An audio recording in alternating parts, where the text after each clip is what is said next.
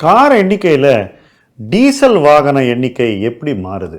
2012-13 diesel விலை 36 ரூபாய் இருக்கும்போது டீசல் கார் உடைய மார்க்கெட் ஷேர் வந்து 58% இருந்தது. அதாவது பெட்ரோலோட டீசல் கார் அதிகமாக விற்றுது. ஆனால் இப்போ போன மாதம் வந்த டேட்டாவை பார்க்கும்போது பேசஞ்சர் காரில் வந்து டீசலுடைய மார்க்கெட் ஷேர் 16.7% குறைந்திருக்கிறது. எந்த அளவுக்கு நம்முடைய ப்ரிஃபரன்ஸ் மாறி இருக்குன்னு பாருங்கள். இதுக்கு முக்கிய காரணம் மானியத்தில் டீசலை விற்கிறத நம்ம நிறுத்திட்டோம். அதனால் என்ன ஆச்சு? கன்சம்ஷன் கம்ப்ளீட்டாக மாறி போச்சு.